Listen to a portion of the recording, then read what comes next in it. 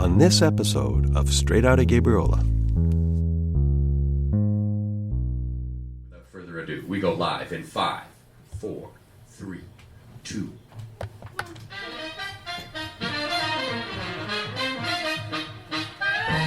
Ladies and gentlemen, welcome to Twilight Radio Theatre, coming to you live from the Surf Soundstage here in beautiful Gabriola, British Columbia. Please, let me introduce to you the very talented cast of Twilight Radio Theatre. First, a man of many voices and a big hit on those bongos, the dashing Mr. David Botten.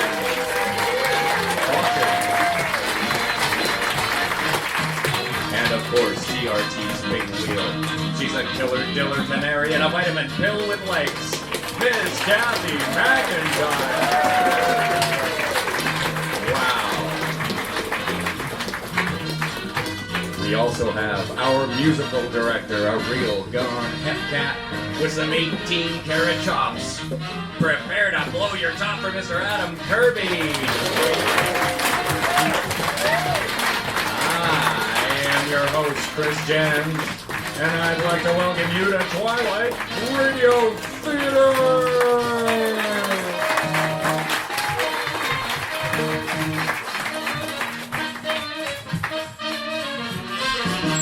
Twilight Radio Theatre, Twilight Radio Theatre, Twilight Radio Theatre, Twilight Radio Theatre, Twilight Radio Theatre. Listen, listen, listen to Ska-da-da-do-dee, ba-ba-bo-do-sco-do. Oh yeah, there they are. That's the Twilight Radio Theatre gang announcing yet another great show. Each year they put on productions at the Surf Lodge here on Gabriola from about October right through to spring. And let me tell you, it's one of the hottest tickets on the island.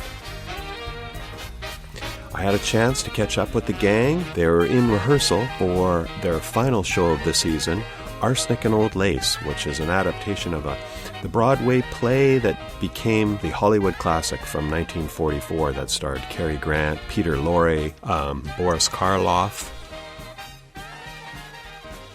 I'm going to tiptoe into the rehearsal and have a little chat about the making of a Twilight Radio Theatre show and the great Foley sound effects that they produce, all live, all on stage. And also for this episode, I have access to the TRT reel-to-reel tape recordings of some of their past shows, so you're going to hear these talented performers in action. Okay, let's go into rehearsal. Who are you? Where are Miss Abby and Miss Margaret? Perhaps we'd better introduce ourselves. This is Dr. Einstein. Dr. Einstein?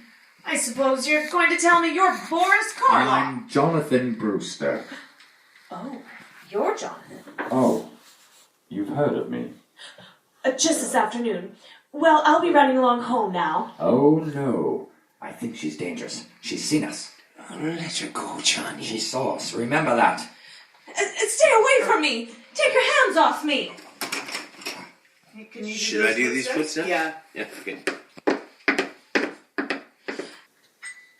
Like we have like a little that's Mom, yeah. No, the little bell doesn't. The little tinkly bell? Yeah.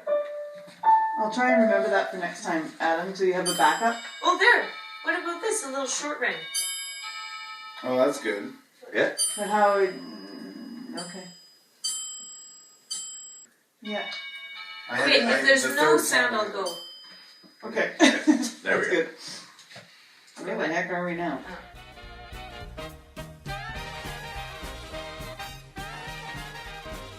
Just introduce yourselves here. Okay, I'm Kathy May. Yeah.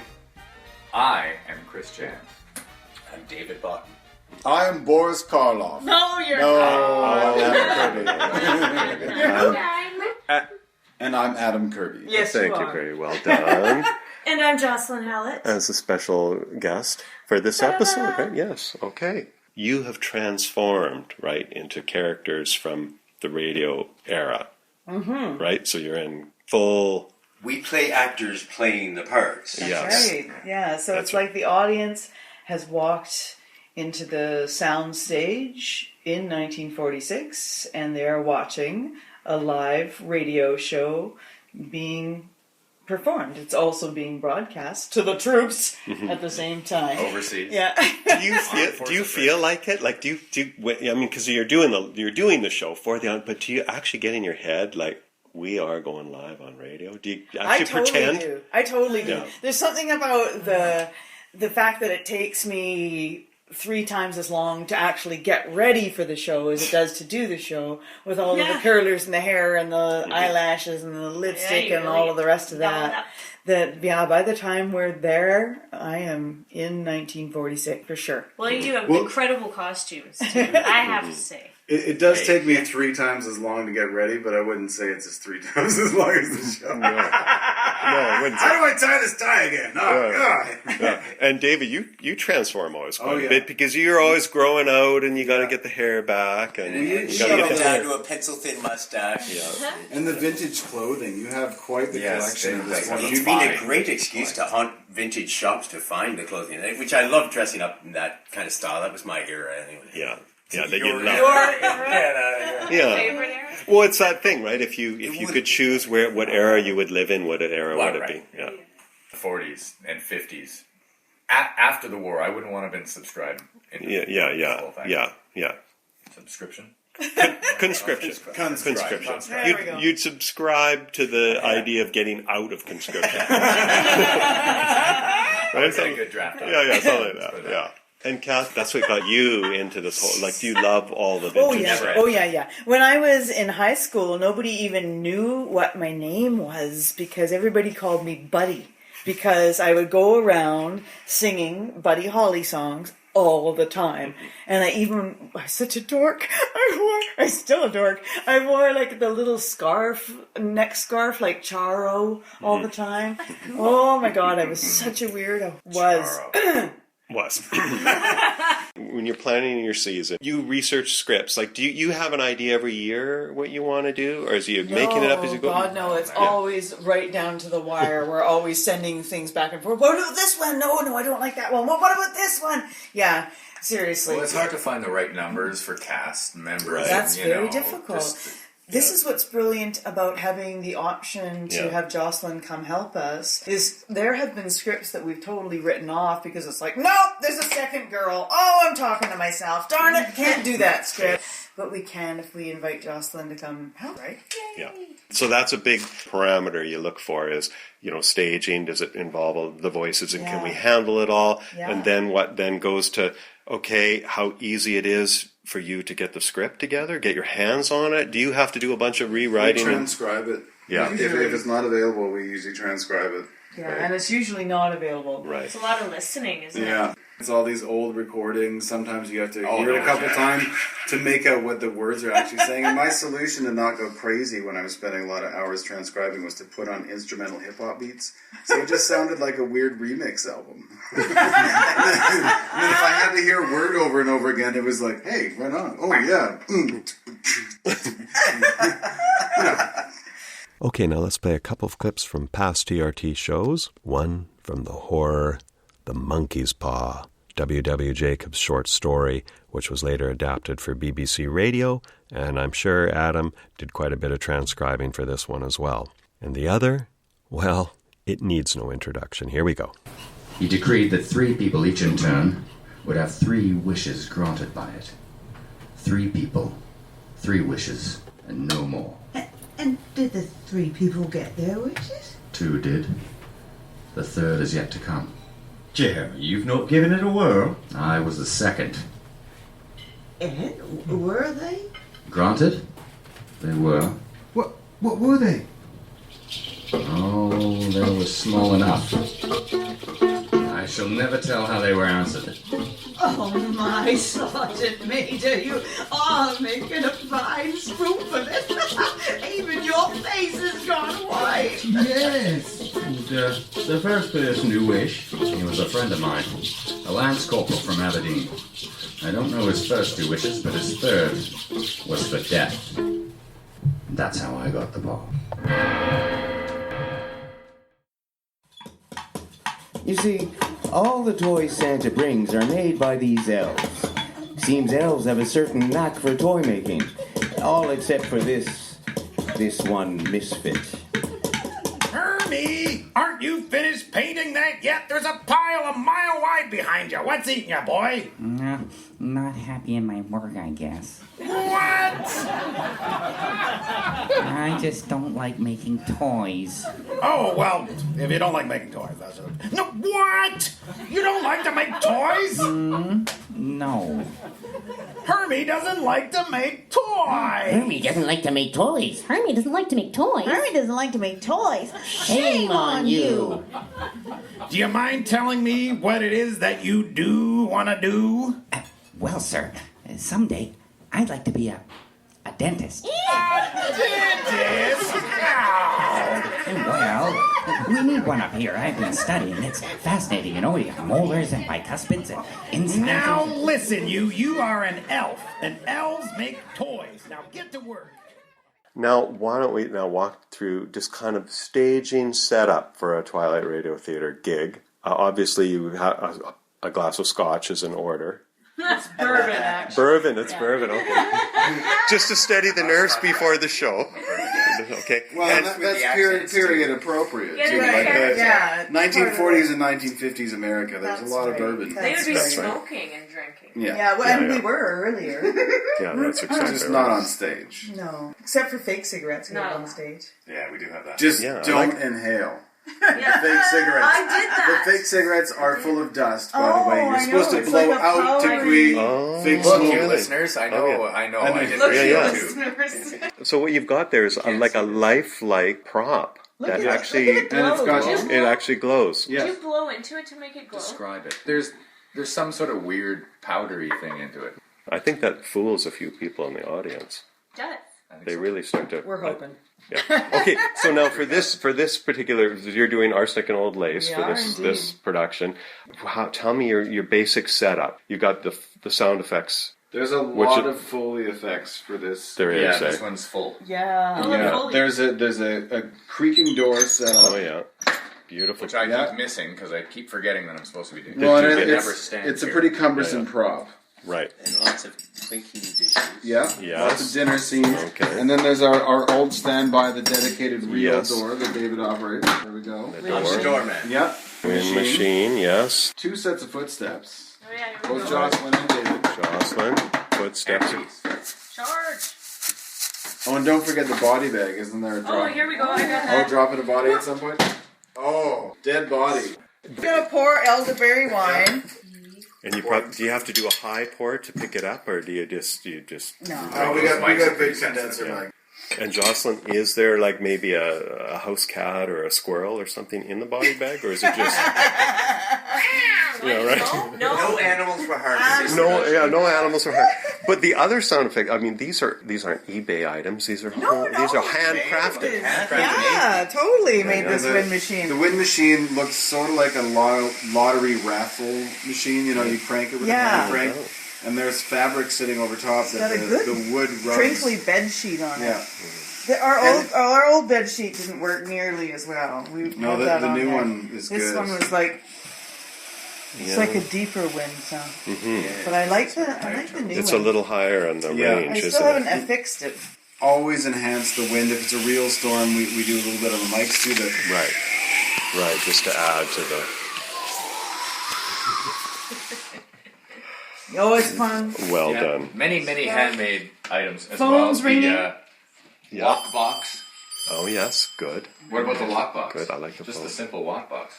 That was handmade by Kathy McIntyre. Yeah, the lockbox. With the door Very attached. nicely done. Yeah, and that's a standard. Like the door is a standby for probably all radio programs from the get-go. You know how George Martin was the fifth Beatle? This door is. The extra number of PRT. Yeah. It's funny too because usually they're freestanding, but they sound really wimpy. And so I was trying to figure out, okay, how do we make it a little bit bigger? And that's when I decided to incorporate it with the watt box so it can be one unit. Mm-hmm. And it's just a little bit too big for us, eh? It's cumbersome, don't you think, guys? Oh, it's perfect. It sounds great. Yeah. Well, you guys are bigger than me. When I'm carrying it around, it's too big. You know? How many shows a year do you usually do the Twilight Radio Theatre season? 4 different productions. Yeah. Which have 2 to 3 shows each. So. Yeah. You look forward to it, right? Oh, man. It's also great to be able to play any character, really. You don't have to look like what the character would be in a normal acting role, because you're just on the mic. And people can close their eyes and start listening, and you can be anyone as long as you can do the voice. Actually, one of the parts I find really interesting is knowing when you are in character and when you're off, and which character you are if you don't have any lines. I've been thinking about, like, for a certain scene, because it's sometimes appropriate to not be on stage at all, and so you go back and what do you look like if you're off stage, but you're not off stage, you're still on stage. So you're not a character in the play, your character waiting to say your radio lines, and there's just a sort of subtle nuance to the production that I hadn't thought about before joining. We play that. We play actors who are waiting for their lines, and so sometimes we'll read a novel or smoke a cigarette. And that's what the fake cigarettes are for. Yeah, do the business. Put on the lipstick, especially during really long, boring commercials,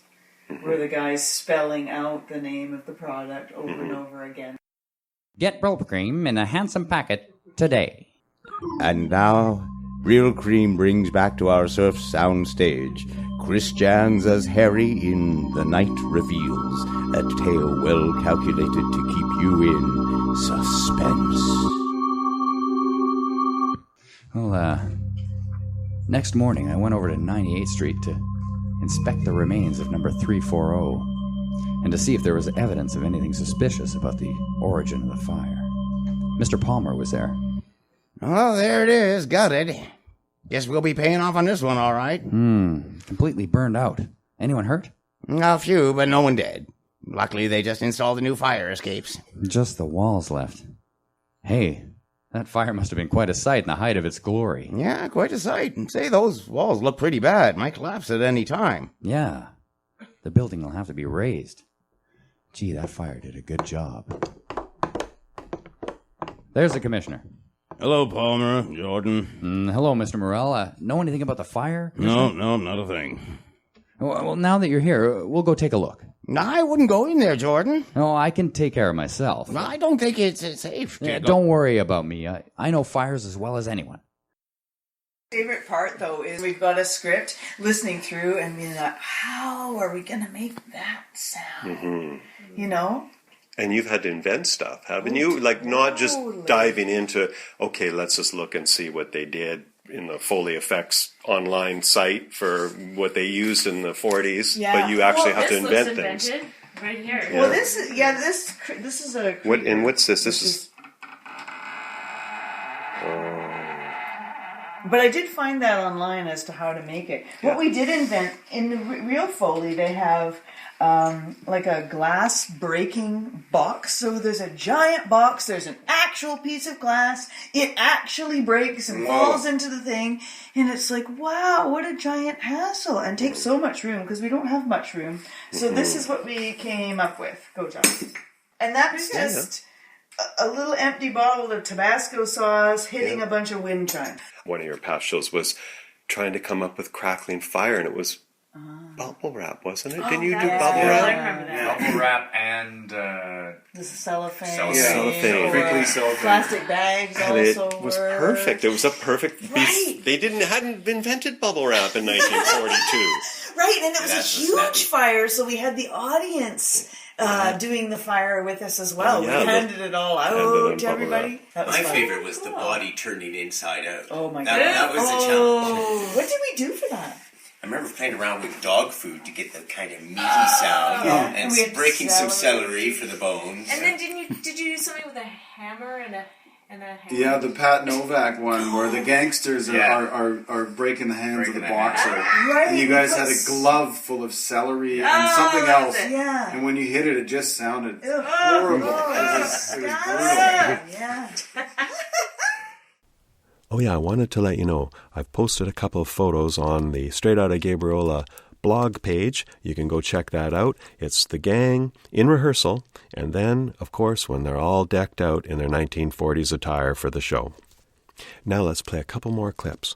Here's Adam with Kathy and Jocelyn playing the two murderous old aunties in arsenic and old lace. His name is Hallskins, Adam Hallskins. That's really all I know about him, except that he's a Methodist. What's he doing here? What happened to him? He died.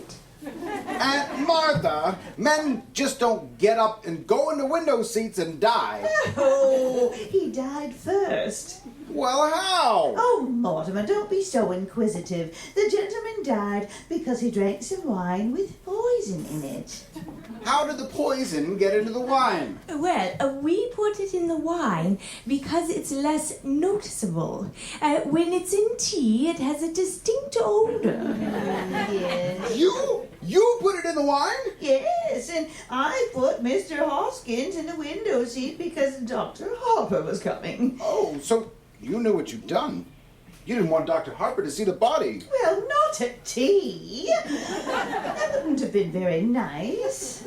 Now you know the whole thing, Martha, but just forget about it. I do think that Martha and I have the right to our own little secrets.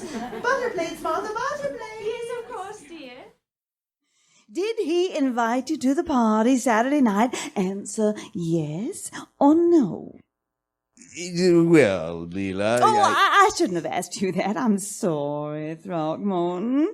I should know that if you were invited to Mayor Terwilliger's party, you'd have asked me long ago. After all, it's a Valentines Party. Throckmorton. Now, Leela, perhaps you shouldn't sit on the arm of my chair. This is a business office. Throckmorton. Yes, Leela. Am I your Valentine? Well... Gildersleeve! Oh, Mr. Mayor. Yes, I hope I'm not interrupting the flow of business in the water department. Oh, no, not at all. I was just chatting with a friend of mine. Everyone here all has other gigs as well as Twilight Radio Theatre. Do you want to just tell a little bit about some of your other projects that you got on the go? Adam, why don't you go first? Well, all of us are in Purple Cushion. Purple Cushion is alive and well again. Yes. Yes, it was in a little hiatus, but it's back now. Yeah. And Funk Band, right? Oh yeah. Oh, yeah. We're not 12-piece anymore, we're 11 now. Are you in? Yeah, Oh, all of us. Yeah, all of us are in Purple Cushion. half the band is here. Okay, and what about other projects you've got going? Why are you keeping it? Okay, that's a great thing about a podcast is I can. Okay. All right, so projects, you can see the gang can kind of get on a tangent, and it's sometimes hard to get them back in. But okay, I'll recap the projects. So of course there's Purple Cushion, the Funk Band, which if you've seen that documentary called Muscle Shoals about the legendary music studio in Alabama that had some of the greatest rhythm and blues and soul performers of all time, Aretha Franklin, Otis Redding, Wilson Pickett. They had a rhythm section there that was laying down the greatest grooves and some of the best albums ever. And they were of these unassuming, mild-mannered white guys from Alabama. Well, Purple Cushion on Gabriola is kind of like that. Because I don't know, do you really expect a kick-ass, super-tight funk band coming out of Gabriola? But they just blew the roof off the Skoll Pub at the end of May in 2 sold-out shows. Okay, so some of the other projects they've got going, well, Chris and David are in the Doghouse Blues Review, a blues band, of course. Chris is in another band called The Kids Are All Right, which is doing kind of 60s, 70s Brit rock. Kathy Mack has the Cat's Pajamas, which does a slinky, jazzy, kind of cover tunes from all across the rock and pop era. And Adam and Jocelyn have been going strong with the band Mad for Joy for quite a few years. And Jocelyn is also in the multi-award-winning children's entertainment group right here from Gabriola, the Kerplunks. Not to mention all the other projects that they're involved in that I haven't even got any idea that they're in. And when I think about those 5 individuals, plus Tina Jones, Twilight Radio Theatre alumnus and occasional special guest. Let me do the math on this. Now, I'll just get over on the studio whiteboard here, and that multiplied by the square root of 5, Let me see, the cosine tangent divided by 4, carry 6, 100. You add that all up. Let me just see. Kathy, Chris, David, Adam, and Jocelyn are in about 67.8% of all live music bands on this island. Holy smokes. And there's a lot of live music that happens on this island in combination with that and theater and other events. There's enough going on that would rival a city about 50 times the size of Gabriola. Okay, now let's play a couple more clips from past Twilight Radio Theatre shows. I said you love my wife. All right, you asked me. I'm going to tell you, sure I love your wife. I love her, do you hear? That's the way it is, and that's the way it's going to be, brother. You can't. Take your cold hands off her. John, I'm afraid it's too late. You mean? His hands are no longer cold. I'm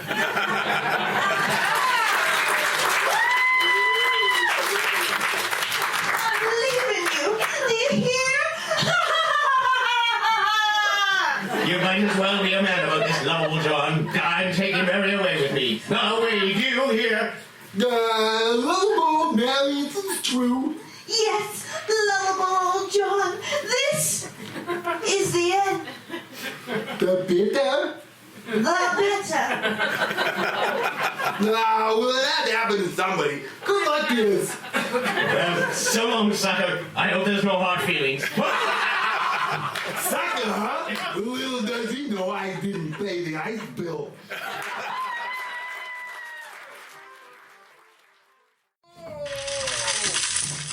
Oh, land ho! No kidding. Where are we? Hey, look up there. It's a flying lion. Whoa.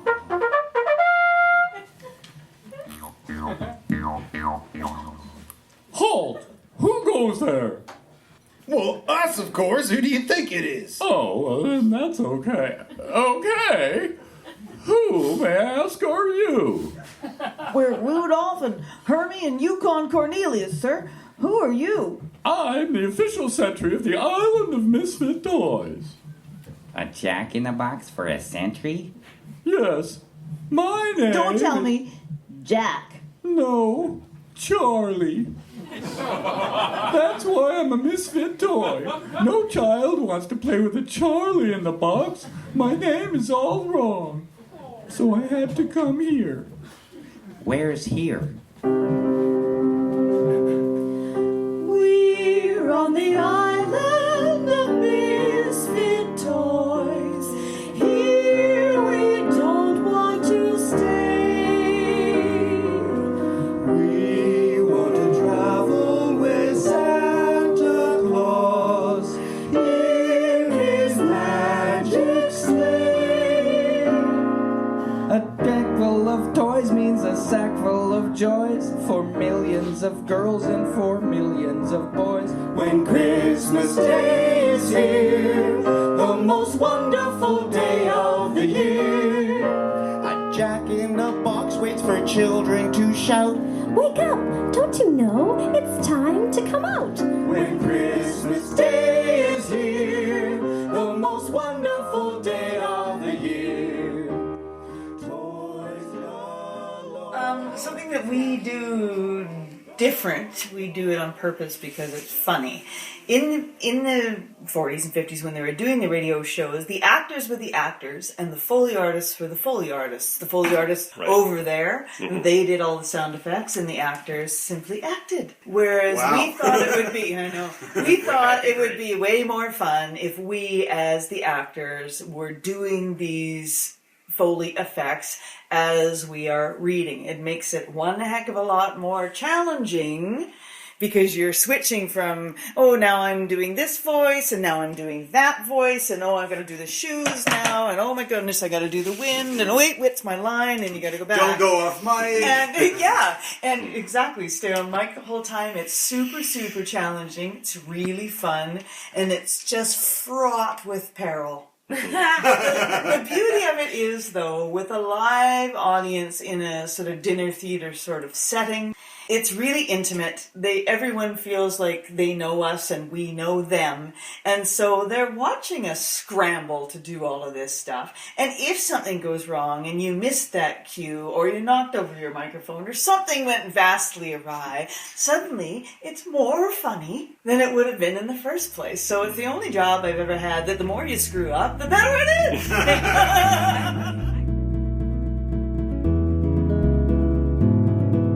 Thanks to Kathy, Chris, David, Adam, and Jocelyn. And thank you for listening. And don't forget to check us out on our website as well as on Facebook. And you can subscribe on pretty well every podcast player out there. I think we're on most of them now. And please share us around on your social networks. I'm your host, Ken Gurr. Bye for now.